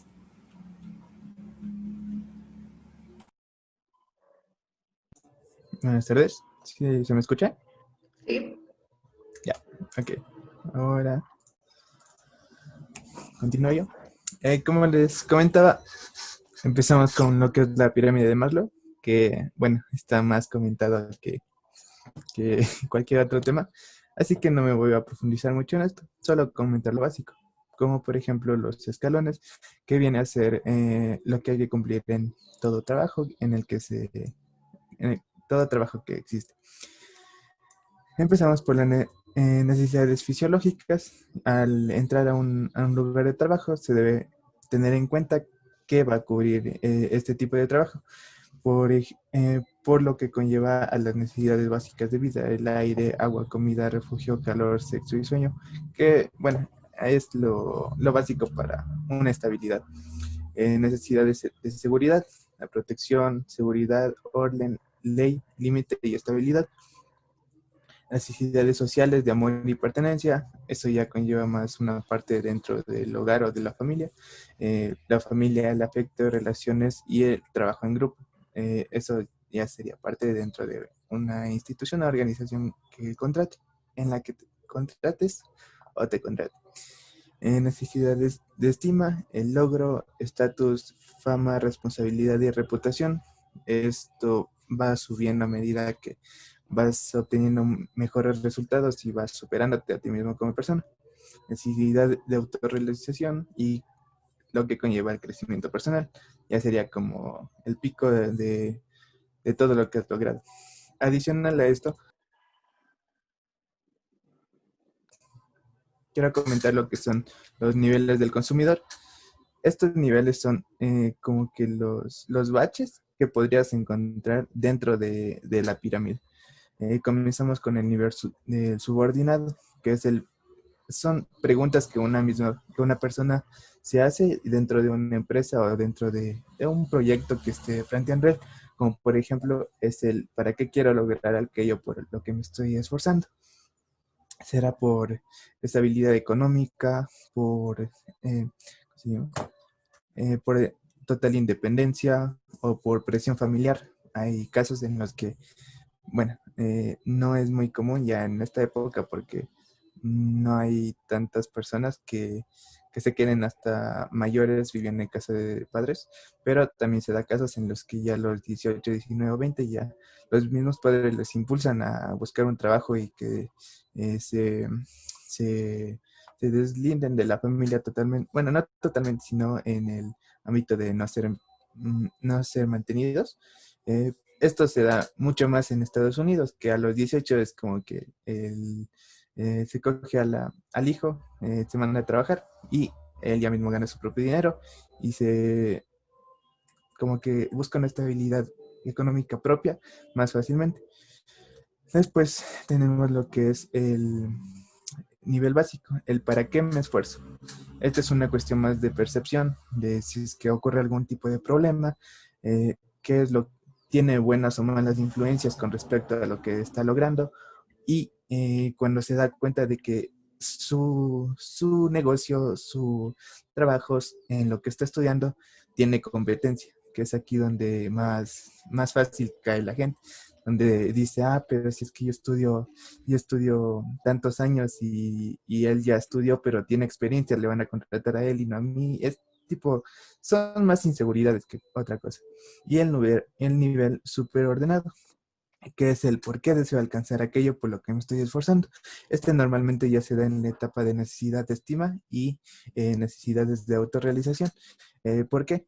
Porque esta persona ya es capacitada, ya tiene experiencia, tiene, bueno, todo lo que se requiere para tener un buen nivel y estabilidad, pero aquí es donde él se pregunta por qué lo estoy haciendo. Tipo, es por mantener a mi familia, por tener una mejor calidad de vida, o es por deseo propio, por llevar a ser reconocido ante otras personas. Algo que no se ha nombrado mucho, que es lo de, bueno, y todos en sí tendríamos que tenerlo planteado, es el contrato psicológico. Esta parte se da en todas las empresas antes de firmar un contrato físico, el real, que es donde te detallan todo lo que tú vas a ganar, todo el día que se te va a pagar o qué es las funciones que debes cumplir. Este contrato psicológico tiene, bueno, hay dos escritores que lo plantearon de esta forma. Este es un conjunto de creencias individuales en los términos y condiciones de acuerdo al intercambio recíproco entre una persona y otra. Es decir, una persona viene con todos los valores, todas las creencias, viene con el cúmulo de experiencia, y la empresa como tal y nosotros como psicólogos organizacionales tenemos que hacer, que ayudar a que todos estos valores, creencias y el cúmulo de experiencia no se estanque ahí, sino vaya aumentando. ¿Cómo le podemos ayudar para que esta misma persona se vaya superando? Y aquí viene la otra parte, la creencia de los empleados. Bueno, esa cita fue dicha por Ryan Rose en 1989. Fue un escritor y filántropo de esa época. Y las creencias de los empleados acerca de las obligaciones recíprocas entre ellos y la organización, dicha por Morrison y Robinson. ¿Aquí qué quiere decir? Pues como decía mi compañera, es darle bueno, mantener este ánimo en la persona, y si es que por alguna razón decae o, o ya no es la misma persona que solía ser antes, o sea, entró con toda la motivación, pero después solo realiza el trabajo que se le da, y no el que no un extra como antes solía hacerlo. Pues aquí es donde tenemos que preguntarnos el por qué. ¿Qué es lo que ocurrió? El sueldo no se le ha bajado, la persona tiene la misma calidad de vida que tenía que cuando recién inició, y es donde las empresas tienen que ver con qué clase de empleados están trabajando. Por ejemplo, si es que una persona, o sea, cada persona es diferente y tiene sus propios motivos personales. Por decir, una persona que tiene una familia y una persona soltera, sin compromisos, pues son muy diferentes a una persona que tiene una familia, alguien como tal, por ejemplo, siendo un médico. No se le puede decir, te necesitan en África, por así decirlo, porque ahí están desarrollando la vacuna del COVID y necesitan tu ayuda para poder progresar. Esta, la empresa como tal va a creer que es una premiación, perdón, que es una premiación para el trabajador, pero ellos no saben qué es lo que hay detrás de esta persona. No saben que, por ejemplo, esta persona acaba de tener un hijo, o la hija está enferma, o tiene problemas, bueno, íntimos con la mujer, o acabo de perder un familiar víctima de esta misma enfermedad. No está capacitada mentalmente para ir a realizar este tipo de trabajos, ya que al estar allá o los hace mal o no los hace al 100% convencido. Y no es lo mismo que mandar a un joven soltero o una chica soltera a decir, a ti, tú también cumples con estos requisitos, puedes ir allá, ya que no tiene tantos años de experiencia como el señor, que ya tiene su familia, tiene su lugar establecido, pero ella no tiene tantas complicaciones o tantos baches para ir sin problema. Listo, esto es muy importante. De ahí, lo otro que vamos a ver es lo de la entrevista y aplicación de pruebas. Esto, ¿qué es lo que requiere?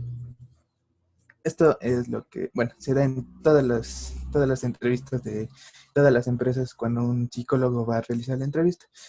Que tiene que tener en cuenta y qué preguntas tiene que hacer. Las principales son sobre la familia, las expectativas de esta persona, los sueños de esta persona y sus proyectos a corto, mediano y largo plazo. Esto siempre lo tiene que tener en cuenta para ver si la persona es eficiente para la empresa. Pero ahí viene la otra parte, que es la de enamorar al empleado. ¿Cómo se enamora a un empleado? Es contarle nosotros sobre la organización en la que estamos trabajando, proyectos que tiene esta organización, cualidades buenas y las cualidades malas. Cualidades buenas como cuáles, como esta empresa es muy reconocida a nivel nacional, a nivel mundial, tiene bastantes bonificaciones que pueden ser de ayuda, préstamos hipotecarios, todas las cosas buenas. Pero por otra parte están las cosas malas. Por ejemplo, en el contrato que dice, a ti se te pagará el día 30. Puede ser que esto no sea del todo cierto. Te tendría que decirle tipo, a ti se te pagaría del día 30 al día 5. Son detalles pequeños, pero que pueden afectar a la decisión de esta persona de quiero trabajar aquí o no. Así que hay que ser muy transparentes con este tipo de cosas. No solo por el atraer a esta persona que sabemos que es muy buena para mi empresa, pero también nosotros debemos ser buenos para ella. Y otra cosa al realizar una entrevista es, bueno, todas las personas van a enviar sus hojas de vida, van a enviar sus currículums, y en esta parte hay que concentrarnos en los detalles, porque ¿qué pasa aquí? No es muy válido, por decirlo así, que una persona diga de tal año a tal año, de tal mes a tal mes, trabajé de tal hora a tal hora en esta empresa, pero al mismo tiempo estaba realizando cursos, y estos cursos eran intensivos, y tú te preguntas ahí, pero ¿cómo tuviste tiempo para esto? ¿Qué es lo que o cuándo te diste tiempo para hacer tal actividad? Si no coincide, no hay concordancia. ahí es mejor desechar esa, o sea, si hay muchas incoherencias dentro de esta hoja y no está 100% convencido, es muy recomendable el no citar a esta persona, ya que sería, puede sonar duro, pero una pérdida de tiempo. Continuando con las teorías, tenemos la teoría motivacional de Mark Klein. Nos dicta las tres necesidades: el logro, afiliación y el poder. No todos van a tener las tres en su mismo ser. Por ejemplo, las personas con... ay,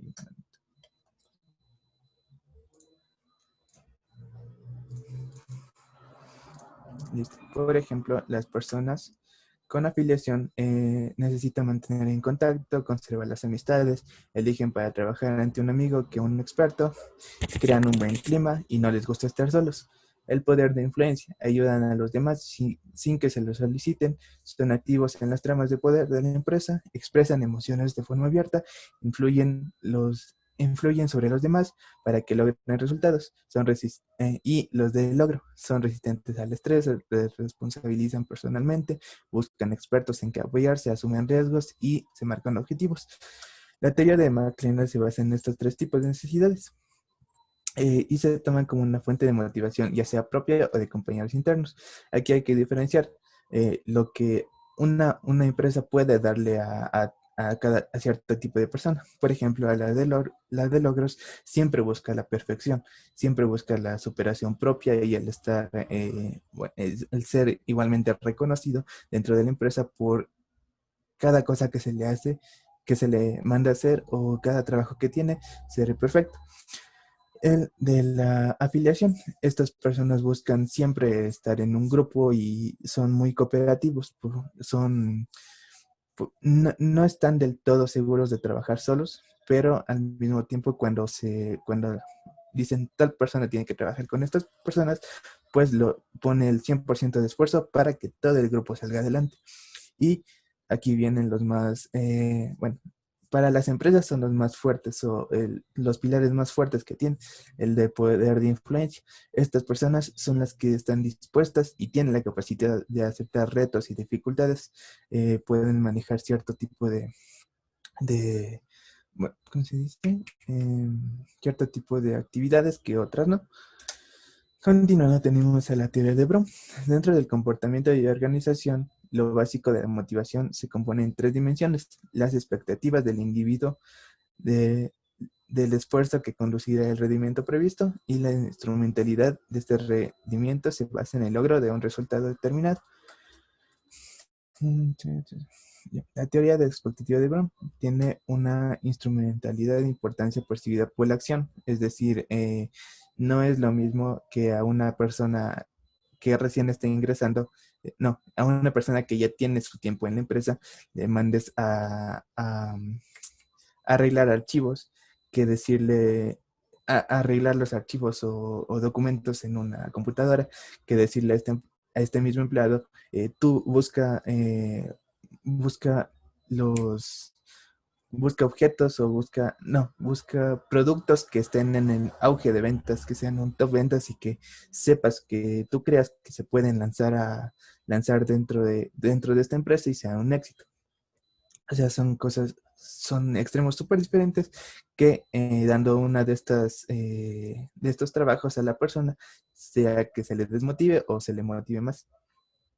Esto conlleva el esfuerzo que esta persona pondrá en el mismo, el rendimiento que tendrá y la recompensa. Y la expectativa: resultados esperados de la conducta, es decir, si es que pudo cumplir con esto sin ningún problema, el empleado al que se le fue elegido. Y la valoración de la recompensa es lo que él sabe que va a recibir y qué tan bueno que es esta recompensa por el trabajo realizado. Continuamos con la teoría de Elton Mayo. La teoría de las relaciones humanas. La teoría de las relaciones humanas, también conocida o denominada como Escuela Humanística de Administración, desarrollada por Elton Mayo y sus colaboradores, surgió en los Estados Unidos, consecuencia inmediata de los resultados obtenidos en los experimentos de Hawthorne. ¿En qué conlleva este experimento? Es bastante largo, pero les haré una simple explicación. A 6 chicos se les ingresó en una empresa pequeña. Dentro de esta empresa se les dio ciertas tareas. Con ello conllevó una observación una observación y una persona que se encargaba de realizar las entrevistas. Por esta parte, los 6 chicos tuvieron una carga muy fuerte de estrés y el rendimiento iba bajando. Pero esto duró 5 días. Después de estos 5 días... Eduard, disculpa, ¿cuánto tiempo te queda? O sea, ¿ya vas a terminar? Sí, ya esta es la última. Sí, tienes 1 minuto. Ya, gracias. Bueno, después de estos 5 días cambió la actividad y se volvió un poco informal. Esto ayudó a que las personas se sientan mucho más capaces y tengan un mejor rendimiento. Ya, la teoría de las relaciones humanas la teoría de las relaciones humanas nace en los Estados Unidos hacia la cuarta década del siglo XX y fue posible gracias al desarrollo de ciencias sociales. En experiencias de psicólogos fue básicamente un movimiento de reacción y de oposición a la teoría clásica de administración. Las características de esta teoría estudia la organización como un grupo de personas, es decir, la empresa no es solo el jefe o los empleados, es todo el grupo conjunto. Sí. Listo. Tiempo fuera. Ok. Gracias. Sí, porque si no, Eduard, no me da tiempo ni siquiera de decir, bueno, comencemos por los evaluadores, rapidito, los evaluadores. Tenemos a Pérez Juan Carlos, Sánchez Diana Patricia y Romero Belén. Cuéntenme, evalúenme, por favor. Sí, profe, me pareció muy bien explicado. Todas las 3 partes de los compañeros, me pareció bastante interesante. Todo esto, la cuestión de Maslow, y me gustó bastante lo que explicó nuestra compañera Elizabeth. Me gustó lo del carrito y cómo hacía las analogías con el liderazgo y la motivación. Excelente. ¿Y Diana? Y Yadira. Me parece muy excelente la exposición y el trabajo en grupo por parte de los 3 compañeros. La verdad hubo temas que sí me llamaron mucho la atención. Eso fue muy excelente, muy didáctico. Qué bueno. Romero. Sí, profe, estuvieron muy bien y fueron claros en los temas, tanto en el ámbito psicológico que mencionaban del psicólogo organizacional, como el tipo de trabajos en las contrataciones y sobre la motivación. Estuvieron muy claros, muy bien. Muy bien. Bueno, jóvenes, para cerrar esta primera parte que es el apoyo evaluativo, yo opino igual. No estuvieron bien, estuvieron súper excelente. Me gustó muchísimo porque aportaron cosas nuevas, como, por ejemplo, rapidito, porque Eduard, de verdad, mira, te debería restar puntos porque fueron mentirosillos. ¿Se dan cuenta cómo somos de sentimentalismo? Con el sentimiento del miento, porque me dijeron que era 8 minutos, no, ninguno duró 8 minutos, la que menos duró fue nuestra presidenta Jacqueline, pero de verdad, bueno, empezando por Jacqueline, me encantó, hiciste una introducción allí impecable, bellísima, súper excelente, me gustó mucho los aportes que hiciste. Por supuesto, mencionaste 2 actores allí rápido, ¿verdad? No los voy a repetir por el tiempo, algo que tú dijiste allí muy importante, agentes de cambio, jóvenes, si no tenemos ese chip para reestructurar los cambios, vamos a seguir siendo el de la teoría X. Entonces debemos ser del aporte que decía Elizabeth, ¿verdad? Teoría X, Y, siempre hacia el Y. Lo otro es que el cambio viene de adentro hacia afuera. Y lo otro que tú dijiste, me gustó muchísimo también, ese rendimiento, esa productividad que tú hablabas, pero es que nosotros venimos, sí, rapidito, venimos de la teoría de Rafael Taylor, que nosotros nos mecanizaron, éramos máquinas, y como éramos máquinas, así se daba la productividad. La productividad era rendimiento. Si usted no tenía rendimiento, no importaba lo demás. Rendimiento, productividad, eso era el sinónimo. Del resto no importaba más nada. Después vino rapidito, ¿verdad? Y habló Elizabeth. ¿Qué nos dijo Elizabeth? Me encantó muchísimo todo lo que tú dijiste. Y eso no lo voy a decir rápido. El de Henry Ford primero, porque es un hombre súper reconocido, multimillonario, y lógicamente todo eso que él hablaba. Lo más importante, si no te están viendo, porque la gente está acostumbrada a eso, jóvenes, que si lo ven, hacen las cosas excelentes, de calidad, pero si no lo ven, ahí está el problema. Y eso se ve mucho, sobre todo en las profesiones de salud. Imagínense un psicólogo, ¿verdad? Haciendo las cosas mal, un médico, una enfermera, y la lista continúa. Luego vino, claro, agregaste lo que es la ergonomía, y por supuesto, todo eso encaja para el próximo tema, que viene a ser salud mental. Entonces, como no me da tiempo de retroinformar, yo lo voy a agregar allí en la salud mental. Después vino Edward. No, Edward, te pasaste, te llevaste el trofeo, porque de verdad lo hiciste excelentísimo también. Me encantó porque agregaste allí el contrato psicológico, excelente. Niveles de consumidor, súper excelente, pero claro, no me das de tiempo para retroinformar lo que decía. Y lo otro es, quedan 2 minutos entonces para nuestros estimados grupos de Cristian, Roncasio y Soria, ¿qué aprendieron hoy? Las conclusiones en 1 minuto cada uno será. Lo que yo noté lo más importante es plantear, organizar y dirigir las actividades humanas en su organización. También aplicar habilidades cognitivas y conductuales, efectuar observaciones, entrevistas y aplicar encuestas. También investigar, más que todo, tener en cuenta la motivación del empleador.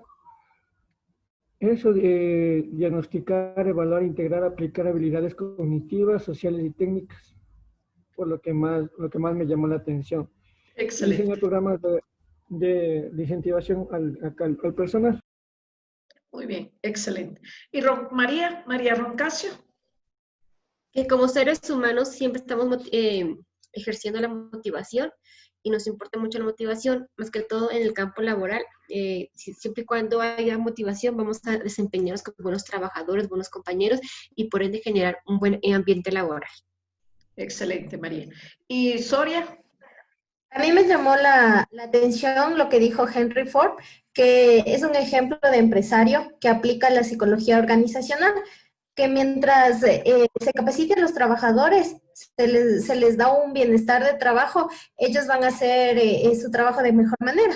Como bien lo decía usted, profe, si hago mi trabajo bien sin que nadie me esté viendo, ese es el trabajador que hace de corazón las cosas. Qué bueno, excelente. Entonces, jóvenes, fíjense, como son las 5 de la tarde, justamente, entonces, para cerrar, yo quería decirles, vamos con el tema número 13, ¿verdad? Para la semana 13, y vienen nuestros invitados especiales. Tenemos a Mena Mariucci y a Secaira Vaca para el próximo tema. Y en un apoyo allí que no tienes que estar, pero si llega a faltar alguien, entonces estaría preparado Juan Carlos, que quedó comprometido conmigo, ¿cierto? ¿Cierto? Juan Carlos. Profe, ¿con qué tema me toca? Con el salud mental, salud mental. O sea, los invitados especiales son Mena Mariucci y Secaira Vaca. ¿Están allí presentes?